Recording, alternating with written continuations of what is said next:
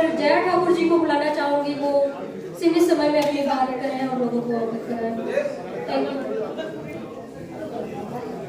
सभी को मेरा नमस्कार। और मैं अपने सभी भाइयों के लिए धन्यवाद देना चाहूंगी कि हमारे इस कार्यक्रम को सफल बनाने के लिए वो काफी दिन से प्रयासरत है और आज उन्होंने सफलतापूर्ण उसको काम किया है। और मैं सभी से अपील करना चाहूंगी कि हमारे इस कार्यक्रम में जितने भी लोग, जितने भी पदाधिकारी, नेता और जितने भी लोग यहाँ आए हुए हैं, मैं सभी से हाथ जोड़कर निवेदन करना चाहूंगी, अपने घर की महिलाओं को साथ लेके जाएं जब कार्यक्रम में जाएं और उन्हें तैयार करें। जो हमारी बच्चियां हैं जो पढ़ गई हैं, सिर्फ उन्हें इसलिए ना पढ़ाएं कि अच्छा लड़का मिल जाए या उनकी शादी हो जाए। उन्हें पढ़ाने के बाद कोशिश करें कि वो नौकरियों में आए। और जो बच्चियां, जो बहुएं नौकरियों में हैं, मैं सबसे कहना चाहूंगी कि आप सब मिलकर प्रयास करें कि वो बच्चे अपनी नौकरी कंटिन्यू कर सकें। और हम आरक्षण की बात कर रहे हैं, हम चाहते हैं कि महिलाओं को 33% आरक्षण मिले, लेकिन उसके साथ हमारी कोशिश ये भी होनी चाहिए कि जिस दिन ये मौका आए तो उस दिन ओबीसी समाज, एसटी, एससी समाज की महिलाएं निकल के आए, जिससे उनको इस चीज का लाभ मिल सके। अगर हम अपने घर की बच्चियों को, महिलाओं को तैयार नहीं करेंगे तो ये सारी मलाई जो हमने आज मेहनत करके बनाई है, या कांग्रेस पार्टी ने अपने स्तर पर मुद्दा उठाया और सभी लोगों का जो प्रयासरत है, वो सारी सवर्ण जाति की महिलाएं लेके चली जाएंगी। आपके हाथ कुछ भी नहीं आएगा। और मैं सभी से कहना चाहूंगी कि हम जब एकता की बात करते हैं, अधिकारों की बात करते हैं, तब सबसे पहले शुरुआत अपने घर से करें और अपने घर की महिलाओं को, पत्नियों को, बच्चियों को इक्वल अधिकार दें। जहां आप बेटे को पढ़ने के लिए बाहर भेजते हैं, वहां कोशिश करें कि अगर बच्ची है तो उसे भी पढ़ने में बाहर भेजें। और अगर आपको लगता है कि बाहर का माहौल असुरक्षित है तो उसे समझाएं कि क्या सही है, क्या गलत है।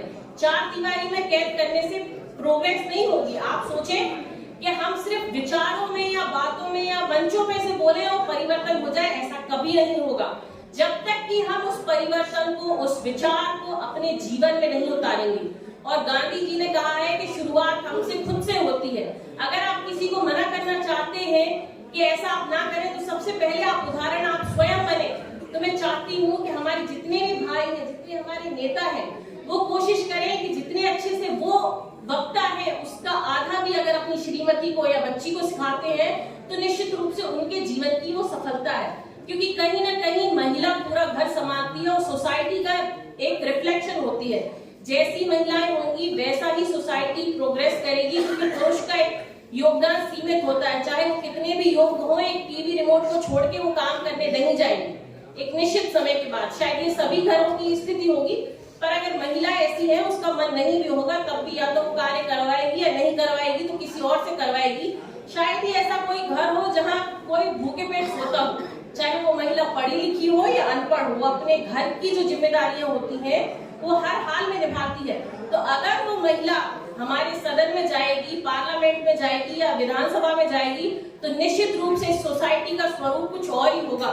तो हमारी कोशिश होनी चाहिए कि हम अच्छी महिलाएं तैयार करें, उनको अपने साथ उठने बैठने योग्य बनाएं। अगर लगता है कि भाई मेरी पत्नी तो मेरी ऐसी शादी करवा दी, वो तो कहीं जाने लायक नहीं है, तो आप उसे तैयार करें। क्यों नहीं आप उसे ग्रूम करते हैं? ये कोई बहुत बड़ी बात नहीं है। 4 बार जाने के बाद शायद आप उतना अच्छा ना सीख पाए जितना जल्दी महिलाएं सीखती हैं। उनकी कैचिंग पावर बहुत अच्छी होती है।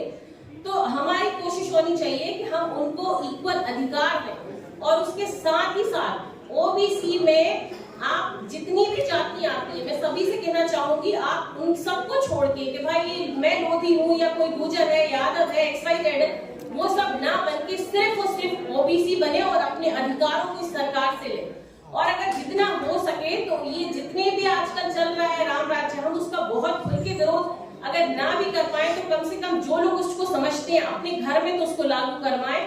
क्योंकि हमारे देश में 90% लोग एजुकेटेड जो है वो भी मतलब पढ़े लिखे गवार कह सकते हैं इनको। क्योंकि सिर्फ हम यहाँ पे भारत में जिस तरीके की शिक्षा पद्धति है, हम सिर्फ क्लास पास करने के लिए पढ़ते हैं, ना तो उस पढ़ाई को हम समझ पाते हैं और ना उसको कभी लागू कर पाते हैं। तो लोगों में अभी भी एजुकेशन बहुत निचले लेवल पे है। वो चीजों को शायद पढ़ लेते हैं पर समझने में और उसको अपने जीवन में उतारने में बहुत समय लग जाता है। तो ऐसे में हम कोशिश करें कि अपने घर में इन चीजों को समझाएं कि क्यों गलत है और क्यों नहीं करना चाहिए। और जो भेड़चाल चल रही है उससे हट के कुछ नया प्रयास करें। और मैं सभी से कहना चाहूंगी कि अपने बच्चों को पढ़ाएं। शिक्षा ही एक ऐसा बाण है जिससे आप इस बुराई को, ये जितना भी अंधकार है उसको चीर कर अगर कुछ उजाला ला सकता है तो निश्चित रूप से शिक्षा ला सकती है। ऐसे में बहुत जरूरी है कि हम महिलाओं को और बच्चियों को पढ़ाएं। और मैं जितनी भी यहाँ पे महिलाएं अपना घर का काम छोड़ के समय निकाल के आई हैं, मैं उनको सभी को धन्यवाद देना चाहूंगी।